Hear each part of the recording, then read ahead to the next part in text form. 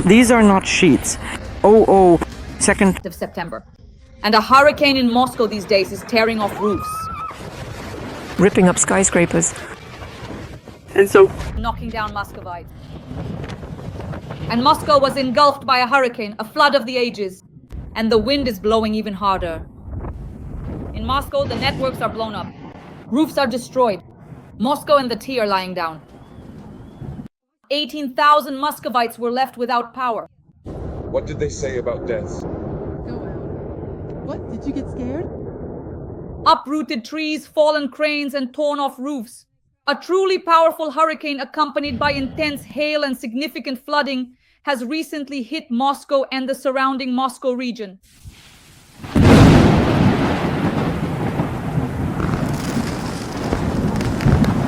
A live report from the scene. Here is Leningradsky Avenue. Ta-ta-ra-ta. I'm ultra-sea exhaust storing. Yes. Moscow was flooded by a hurricane and rain. The city is underwater. Moscow is getting more and more flooded. Friends, like this video and subscribe to my YouTube. Leave a comment. Write in the comments where you're watching from. Where are you watching from? Like, comment, and subscribe. And now let's begin.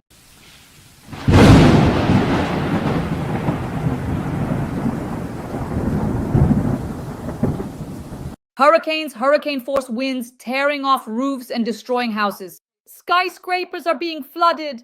Panic and evacuation have started in Moscow. Boom! Bada boom.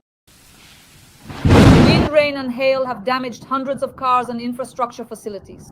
The disaster has caused a traffic collapse. Buses, trams, and trolleybuses stopped running in Moscow, and a tree fell onto the tracks of one of the Moscow metro lines. A microburst with hail and possibly tornadoes hit Moscow today in the capital of Russia. The Ministry of Emergency Situations did not warn Muscovites about how dangerous this would be.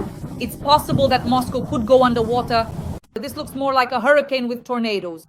Strong winds are tearing down billboards, ripping roofs off Moscow buildings, and toppling trees. Trees have destroyed skyscrapers and cars, and there are people injured due to falling trees. Muscovites are in panic. The hurricane is destroying roofs and shattering windows. Muscovites are screaming, tents are being blown away.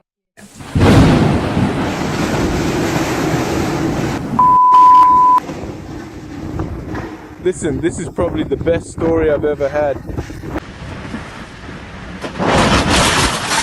And it's wiping Muscovites off the face of the earth.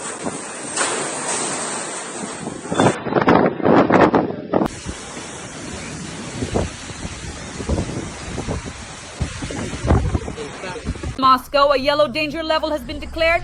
Muscovites have been flooded.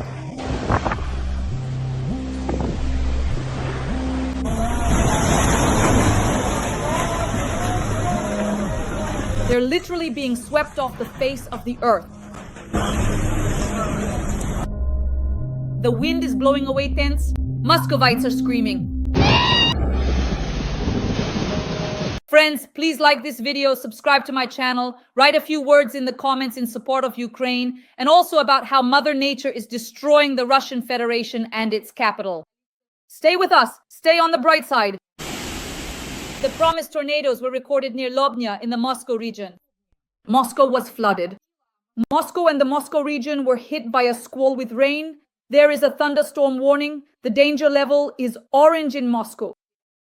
Boom, boom, boom, drown, drown, clear until Moscow drowns forever.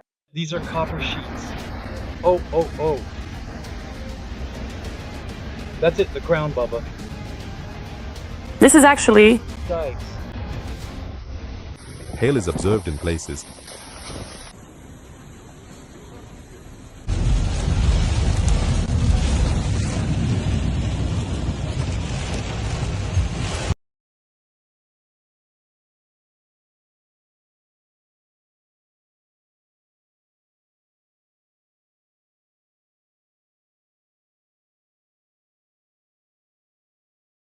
Friends, school wind, thunderstorm, hurricane, Muscovites are furious. The wind tears off the roofs of houses, windows are smashed against trees, and cafes and local new buildings are destroyed. What did you say about tornadoes, Baba? And the warm front has shifted. In Moscow, people are in a panic. Their tents are being blown away by the wind and rain. They're furious and don't understand why this heavenly punishment has come to Moscow. A live report from the scene. Here, Seleningradsky Avenue. Tatarata, Japanese policeman, this is a disaster. Here's the deadwood, guys. I'm not cleaning it up. And now people are to blame for everything? 1, 2, 3, 4, 5, 6, 7 cars.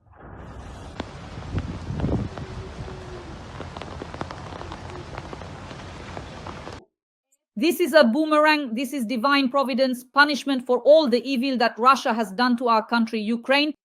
Moscow is being flooded. Friends, write in the comments what you think about this. Muscovites were warned that a hurricane was coming, but no one could believe it because the weather was good, the sun was shining, and then at 3 p.m. the real Armageddon began. Heavy rain, thunderstorm, wind speeds reached 17 meters per second. The amount of precipitation that fell in just 1 hour almost exceeded half the monthly norm. As a result of the passage of the thunderstorm front, power outages are currently being observed in a number of populated areas. No reports have been received regarding injuries, damage to glass structures, buildings and facilities, or disruptions to road traffic. These weather conditions are expected to persist across the territory of the Central and Volga federal districts for the next 2 days. It looked like a funnel, huge, and it just fell on the tree. Huge from there. Here's another one. Trees have been broken and fell right onto the children's playground. And the wrath of God is intensifying in Moscow. Hail has started. In some districts of Moscow, heavy rain has begun. Residents of the capital have also posted videos of the hail. Stones from the sky are destroying Russians. According to the Yandex weather precipitation map, a squally hurricane downpour is moving through the southwest and south of the capital, the city center, as well as the northeast. In the Moscow region, there are wall-like hurricane downpours, particularly in Vidnoye and Korolyo. The Ministry of Emergency Situations has issued a warning about thunderstorms and squally winds in the Moscow region. There is a yellow level, dangerous. Yes, Benya? There is panic in Moscow, the hurricane of the century in Russia. Fires have left thousands of Russians dead. No light, warmth, and homeliness. Everything is burning. Everything that can burn burns. Nothing can be seen. Yes, simply all life is here. I put so much into it, just without anything. Look, cars are fleeing because their tires are melting from the fire. That's it, Benya, and bye-bye. I don't have a passport, we have nothing. It takes everything from us. We only managed to save ourselves. This is karma in Russia. A state of emergency. More than 150,000 Russians are without power. A large-scale evacuation has begun. The roads are blocked. Everything is closed. There's nowhere to go. Massive fires and hurricanes. The fire is burning right by the main road near the Suragash district. Dozens of villages are engulfed in flames. The fire has come right up to major cities. The most difficult situation is in Krasnoyarsk Krai and the Republic of Khakassia.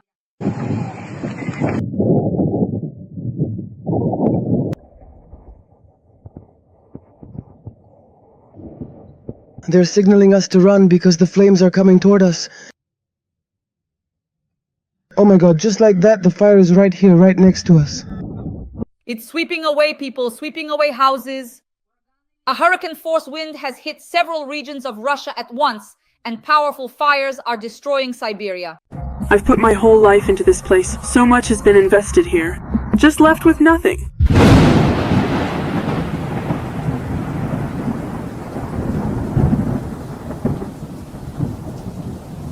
Boom, bada, boom, burn, burn bright, so it doesn't go out.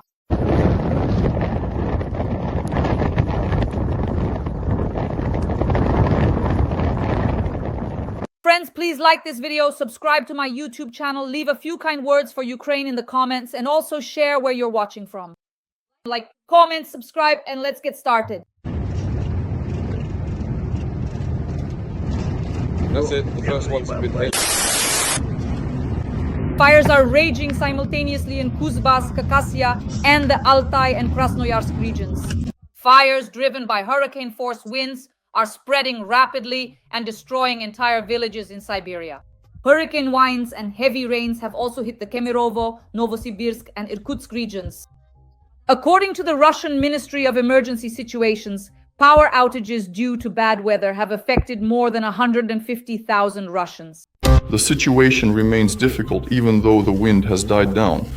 As you can see, it's still present. Moreover, according to the forecast for the next 7 days, wind speeds in the steppe could reach up to 20 meters per second. That's more than enough.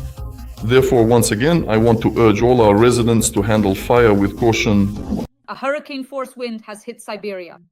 It is tearing off roofs, breaking power lines, and contributing to the rapid spread of wildfires. Dozens of villages are engulfed in flames, and the fire has come dangerously close to major cities. The most difficult situation is in the Krasnoyarsk territory and the Republic of Khakassia. In the Irkutsk region, 17 houses have already been lost, and 100,000 people are without power. In the Krasnoyarsk territory, 33,000 are without electricity, and in Khakassia there are officially 40 injured.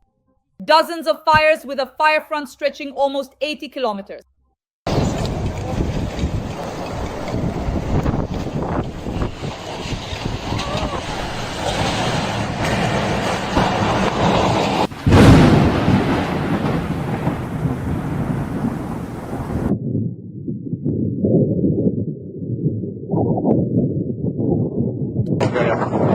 Landscape and forest fires are raging near Abakan and Minusinsk. The flames are approaching homes. People are being urgently evacuated, and those who remain are being told to fight the fire with shovels.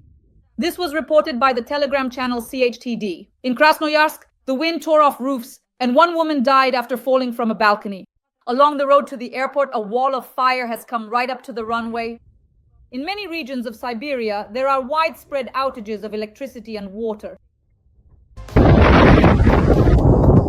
Fire driven by hurricane-force winds is approaching homes.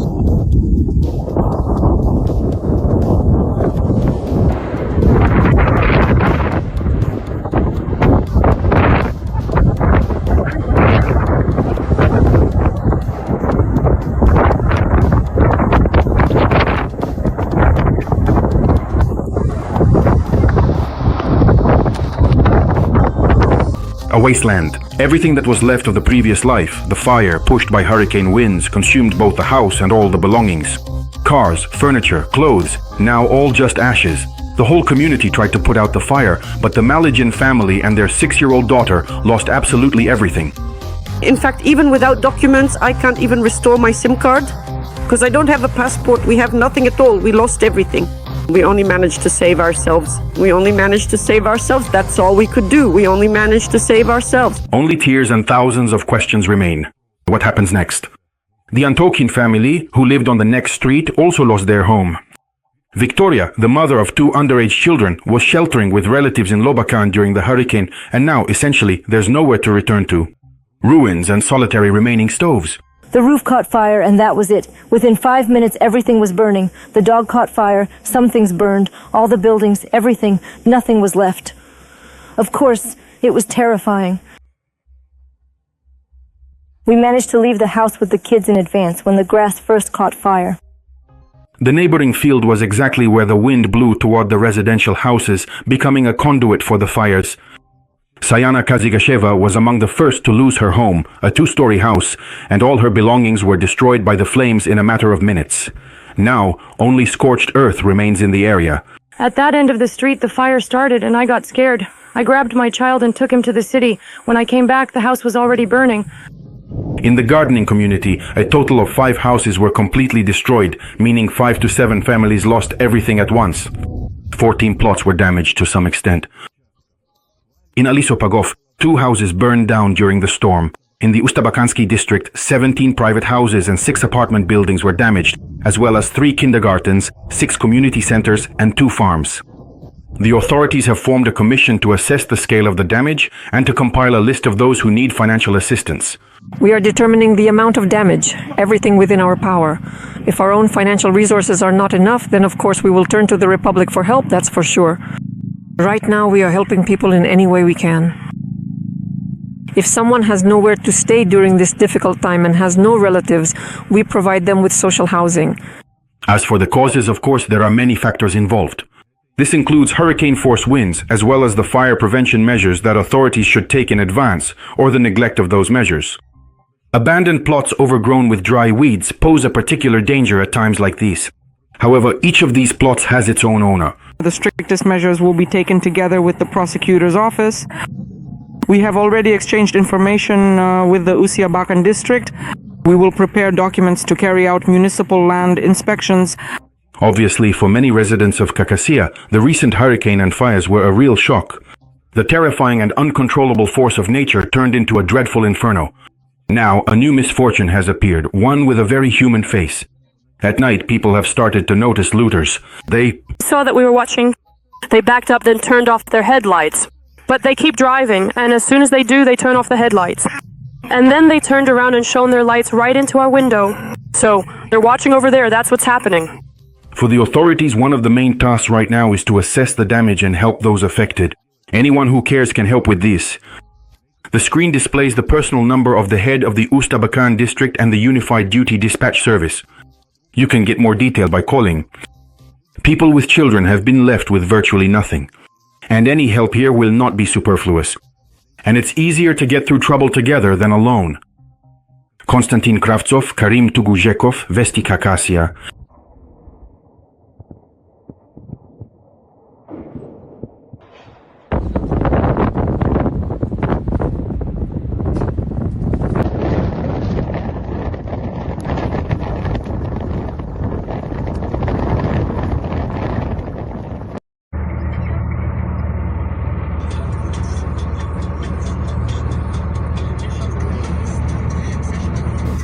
Moreover, I myself have personally witnessed this situation unfold when I was out walking. When there is a significant grass fire, residents immediately begin pulling up grass and vegetation near the perimeter fence. Of course, all of these crucial actions need to be undertaken at precisely the right moment in time. That is to say, all of us who are the proud owners of land plots, charming summer houses or permanent homes. And naturally, in order to effectively prevent a potential disaster, essential safety measures and precautions around your valuable property must be diligently taken in a very timely and proactive manner. So I urge residents, first of all, to be careful when dealing with the elements. On the other hand, we should do everything possible to help municipalities with the improvement of populated areas. There can be no peaceful truce or peace agreement. That's why I really liked what the president said when he stated that we won't just pressure them, we'll finish them off. That's exactly how we need to act. Besides, there's always the option, for example, of cremation or burial. Well, that's already an accomplished and impressive result. Well, what else can you possibly do with that, considering all the factors? The current Nazis. I think so too. That is, shoot and hang them. There are no other options there. Perhaps we should consider using tactical nuclear weapons on that particular city where the primary decision-making center was strategically located. From Bada. The fascists were there once too. Well, that's fine. In any case. Well, how else? I would say tactical nuclear weapons. But that's the king's last argument. The last and strategic one. And you always have to keep it ready. And its use. Strategic, yes. Tactical, that's fine. High altitude detonation. Powerful electromagnetic radiation. The radiation level will be low. It will fry all the electronics. That's fine. And as for its use, frankly speaking, from the decision to actual deployment, it's just a matter of a few minutes. I'm saying this as a specialist. Zvezda Vanyudovic. Have you ever been to Bada? No, I haven't. Well, you don't need to. What would you do there after a nuclear strike? Yes, Vanyudovic. By the way, I completely agree with you. You know that. And yesterday in your evening show, you touched on this topic, and now you quite rightly pointed out that, but as they say, to morally take responsibility for using nuclear weapons is a sin. But an even greater sin. Of course, in general, it's to lose a war, and even more so to lose your homeland. That is precisely why the current situation is such that, in all likelihood, this particular approach represents the most accurate and appropriate path forward in this specific sense. Because this European fascism needs to be stopped once and for all, and eradicated with fire, with ashes, with nuclear means, and so on. Because they've just gotten way too brazen. But what I would like to note in this regard, again, from a general strategic standpoint and in terms of the overall development of the situation and preparation, so to speak, for upcoming conflicts. After all, by and large, drone strikes on targets and territory within our country are already being carried out across the entire European part, so to speak. And now the Ukrainian armed forces are being equipped with drones that have a flight range of 3,000 kilometers. And that already means Novosibirsk is within reach. So what needs to be said in this regard? That the very concept of a rear area as such is disappearing. And in general, you can frame the issue this way. Well, all right. This is, of course, a characteristic feature of modern wars. So what does the disappearance of the rear as such actually mean? Then the question arises, where do you store reserves of material resources? The same goes for ammunition, fuel, and lubricants. You can't just scatter a crate under every bush and a canister here and there across the country. And the issue really is that this is one of the most pressing problems right now. We need to look several decades ahead here without any exaggeration. And maybe even ask ourselves this question. With the technologies we have today, we can solve this problem. Because let's be honest, it's not always possible to resolve and organize everything through standard procedures. Once again, I want to say that, after all, you can't put a guard on every fuel tank or on every neutralization shelf in the end. In general, this problem really needs to be discussed at the broadest levels, both openly and behind closed doors, because, well, the future, let's say the stability of the state and the conduct of armed conflict depends on it. And this is just the Ukrainian side for now. I'm not saying who will be involved in the next war, how things will turn out, where it will all happen, or in what way. What's important to understand here is something else. For example, right now, strikes are being carried out on fuel and energy infrastructure, and there are actually quite a lot of such facilities in the country on which the entire functioning and viability of the state depend. You've corrupted the children and are giving them the first piece. Now, check yourselves. You sit down at the table, let's say the grandmother has cooked borscht, her daughter and her daughter's husband are sitting at the table, meaning the grandmother who made the borscht is there. And the children are sitting at the table too. The first bowl is being served. Who does the grandmother serve the first bowl to? If it's to the children, then she's a criminal. If it's to her daughter, then she's doubly a criminal. To her daughter's husband, the man sitting at the table, the father of her grandchildren, the first piece and the first bowl go to him. Then to her daughter, then to herself, and then to the children. How do you do it? You shove all the sweets into your puppies' mouths, who then grow up into dogs and end up biting you. They start using drugs, sleeping around, engaging in debauchery, losing their minds, jumping off rooftops. Why did they do that? Why? We didn't come to Ukraine today. Why would we need it? We have lived and will continue to live. Do we consider that this 30-day truce has already begun, or will additional preparation be needed? We believe that this truce, which was proposed by the President of the United States of America, has already been violated by the Kyiv regime. How will the American side continue to deal with this crazed terrorist formation? Forgive me? That's a big question. I personally welcome such terms. How are they going to get them back under control, at least into some kind of framework or direction? That's a big question. And we understand perfectly well why it's about energy. Because everything started with energy back in 2022 when Biden said that Nord Stream 1 and 2 would be destroyed. By any means necessary, he answered to a clarifying question from an American journalist who was shocked by such a statement from the leader of what they themselves call the democratic world. And 6 months later, it happened. After all, this is about training people with an extremist mindset to focus not just on a red flag, but on a specific piece of meat. They have raised this monstrous creation, which now strikes directly and aggressively at vital energy facilities. So that is the crucial question. How exactly will they effectively deal with the terrifying Frankenstein's monster they have meticulously created? And how will they adequately manage this significant and dangerous situation?